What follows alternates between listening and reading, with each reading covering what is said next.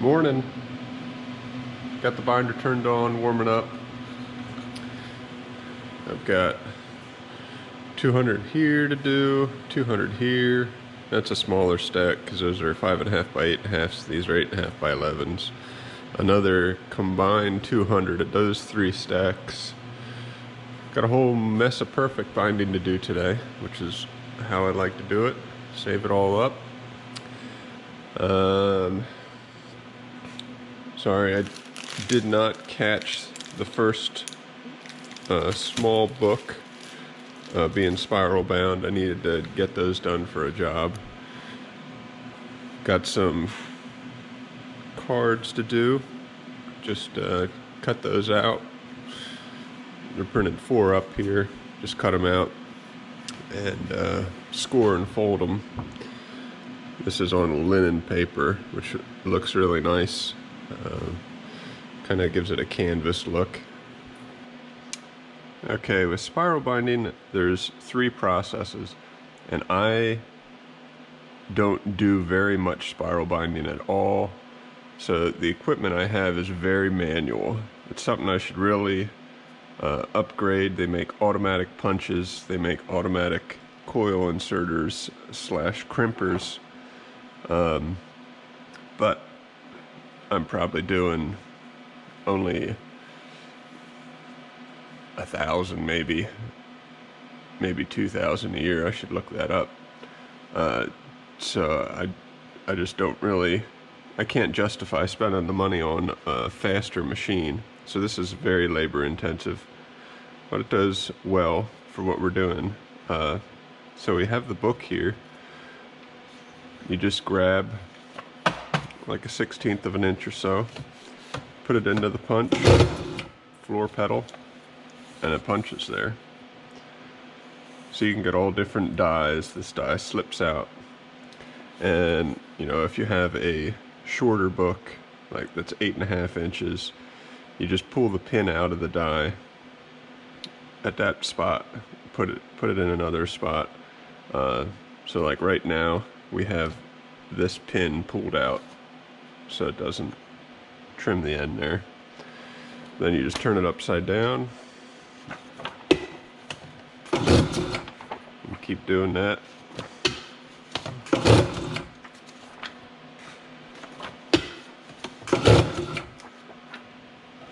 I'll bring you guys along. I think next week I'll be doing another 200 books like this.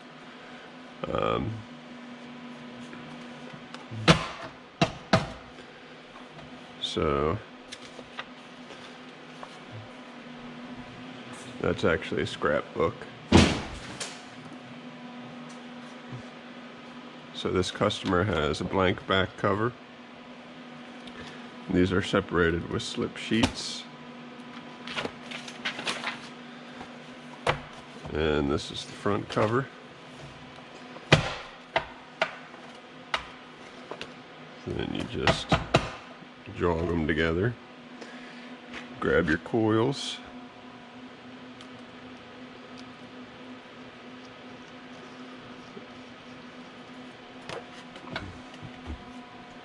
And you can see why this is so slow.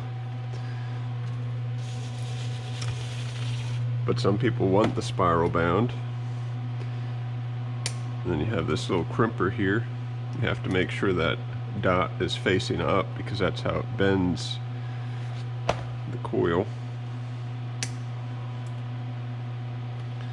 I usually help it along a little bit too. And then you're done. Rinse and repeat.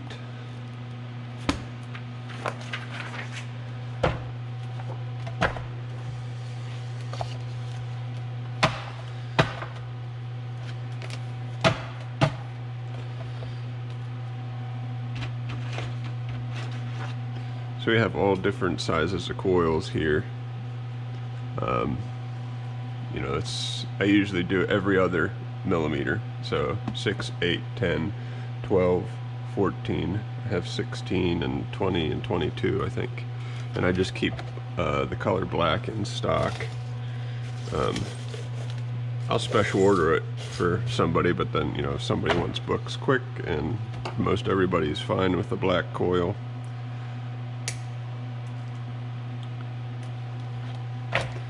But yep, I really should upgrade in this department, because currently I can do like 50 books an hour spiral binding, and I could do probably close to 250 to 300 perfect binding. So perfect bound books are cheaper for my customers here just because of the automation, and that's kind of why I think I should probably bite the bullet and spend some money and upgrade this, just so I can offer a cheaper book to my customers. But hey, nobody's complaining, and from time to time I like to go online and find another printer and see what they're charging, just to keep myself in check. I don't want to be super cheap and I don't want to be super expensive, so I try and find a middle ground.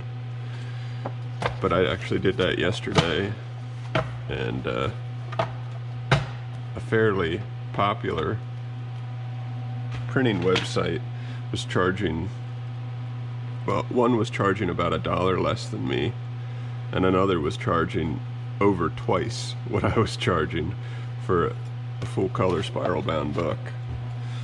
So I think that's a good spot to be in, even though this is really manual and labor intensive.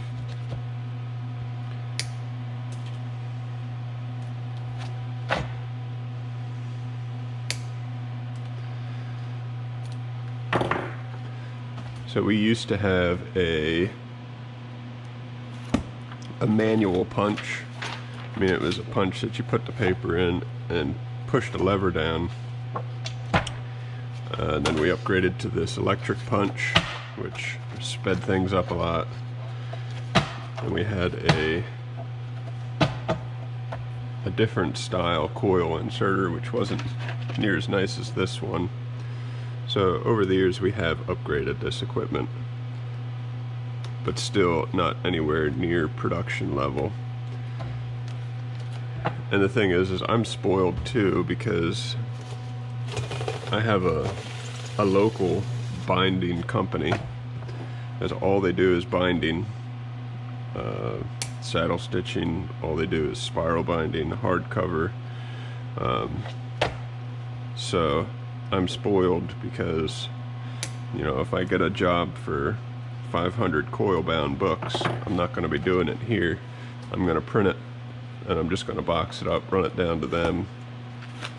They'll bind it on their fast machinery, and that's how I do that then.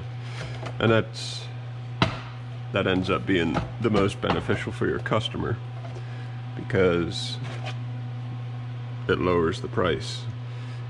Because when you can outsource stuff, hopefully you're saving your customer some money, and it gets you the job then.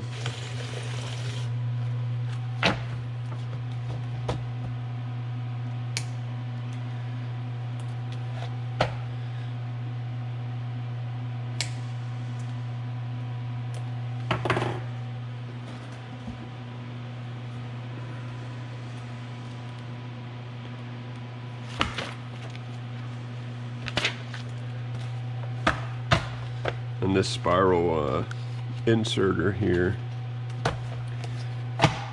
you can adjust it. This lower roller moves down to 2 other spots. So if you have a really big coil, it'll fit in there a little bit better.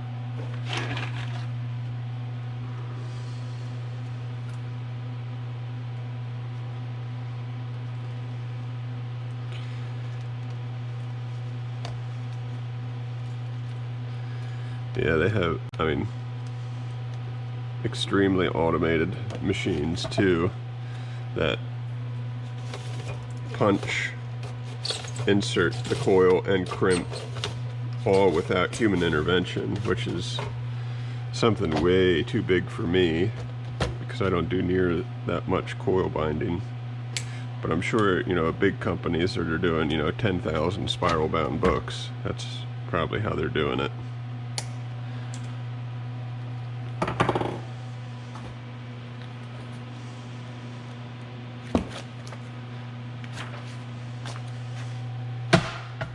Trying to think what else I'm not saying about this.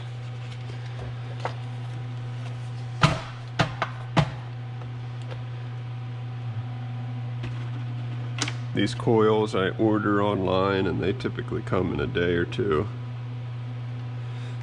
I think I get free shipping if I order like $50 worth or something, so I typically stock up, and you know, I'm never doing more than 100 spiral bound books. Well, I made a liar out of me. Next week I'm doing 200. So I just keep like 200 or 400 of each in stock of each of the coils.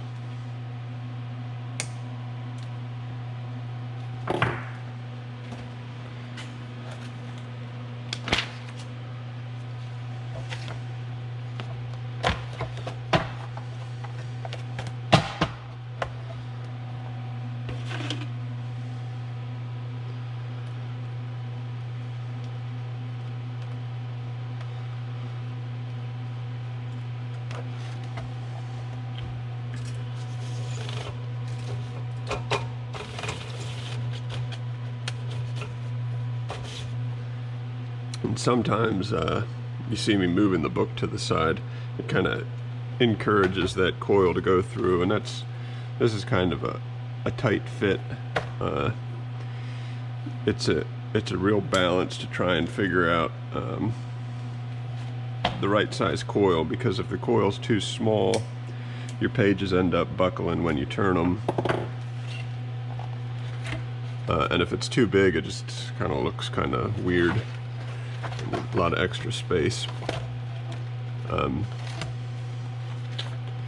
This gauge here is not always correct, but I have this gauge that you use like that. Set your book down, and if it fits in there, then it measures it 7/16, and then you come over here. You need a 13 millimeter coil. I don't have 13. I just round up and use the 14 millimeter.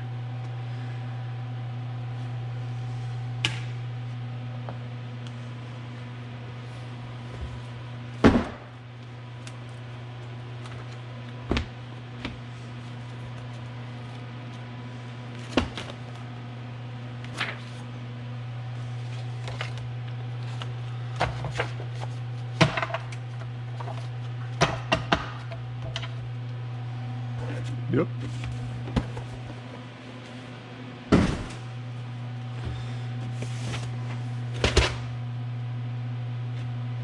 Right. I think those are 12s.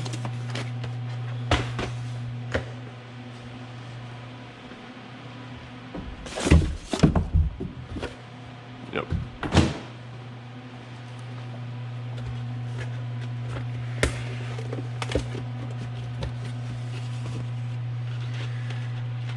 They also make machines that make these coils, but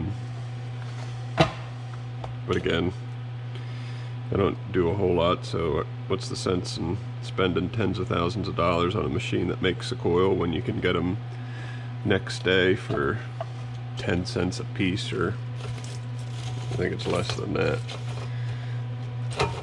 I'm a firm believer in doing as much as I can, but you got to draw the line somewhere. You can't do everything.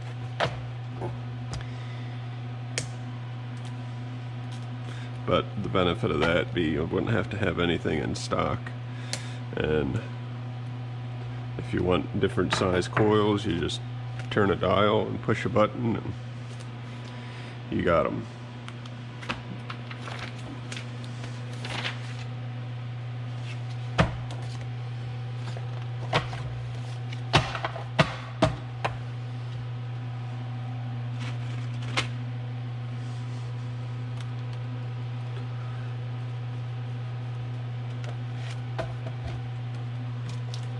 Oh yeah, I should mention too, I don't use it that much, but there's a tray here that if you put the book in there, it should create kind of a curved,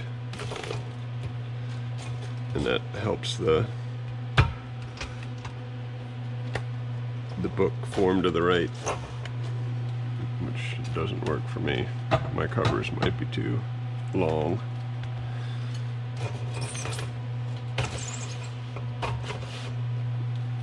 I could probably clean that roller too. Looks like it's getting kind of dusty.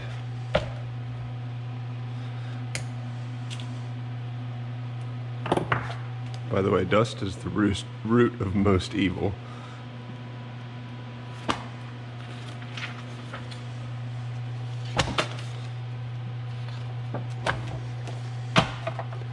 Dust on rollers or dust on sensors, I don't know which is worse, but sometimes on that folder over there, the tabletop baby dick folder, it'll act funny, and all you gotta do is wipe the rollers down, then you're good to go.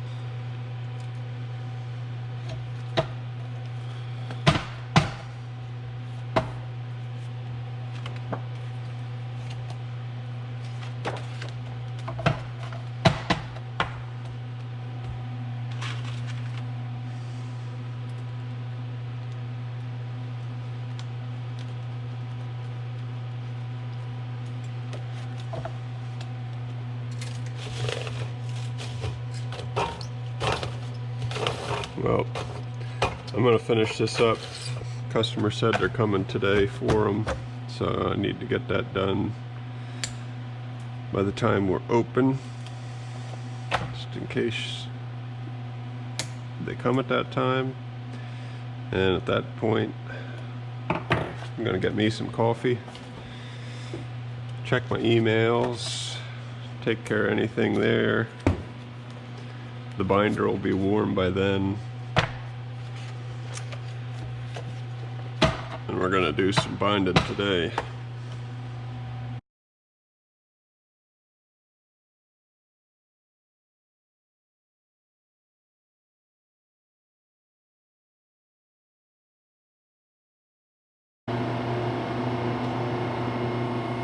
So I make all of our covers the same distance from the edge of the sheet to the first crop mark, and that means that there's no changes that I need to make on the cover in feed or over at the 3-knife trimmer, because that's its registration point, really, is from the bottom edge. So I always leave an 1/8 of an inch overlap. There's already a 1/4 of an inch, so 1/4 plus an 1/8 is 3/8 of an inch. So I just need to cut this 3/8 from the crop mark, and the first one will be perfect.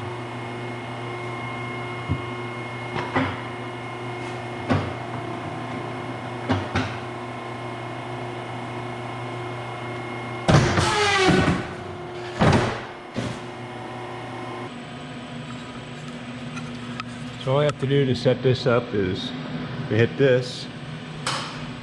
That brings up the hold down fingers here.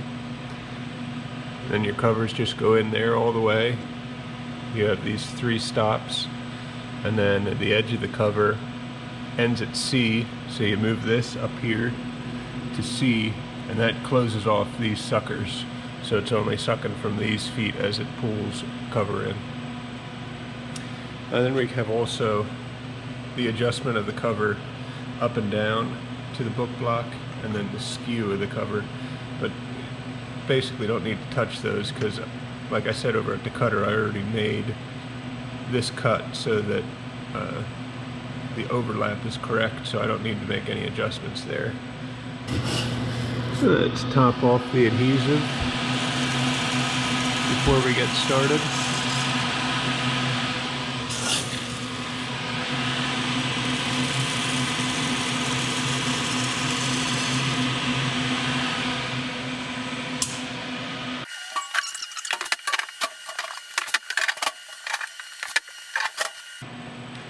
And this is applicable to any environment in the working or even at home. It's all about efficiency. Whatever you can do to make sure you can get the most amount of work done correctly, don't cut corners, do it, because it pays off.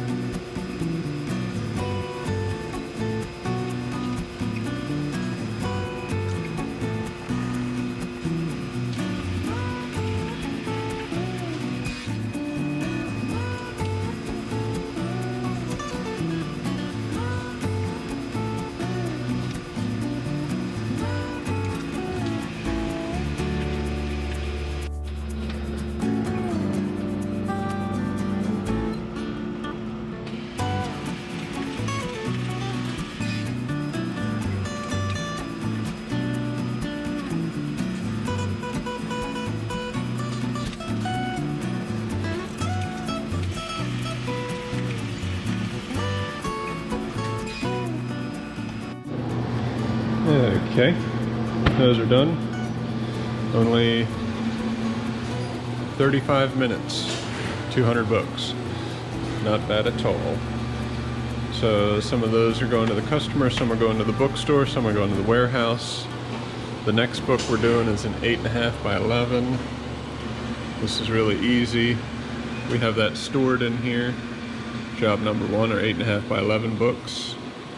Just hit enter. So it populates all that and then hit send. And everything moves to its correct location.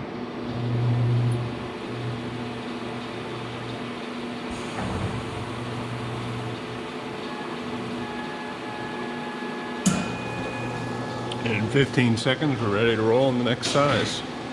All right, let's do them. Well, shoot, just like that, the day's over. Sorry. I'm not even sure where I left off. I think I was binding these. So I trimmed up the rest of those and got it ready. There's another rush job that came in, so I just dropped what I was doing to work on that. Just to try and get that done, and then another one before the end of the week. I like to try and finish up as much as I can so I can cross it off my list, because Monday's gonna be here before I know it, and I got a bunch of other stuff to do. So, thanks for watching. Put your comments below. I'm enjoying putting these out there for you guys, and have a good weekend. See ya.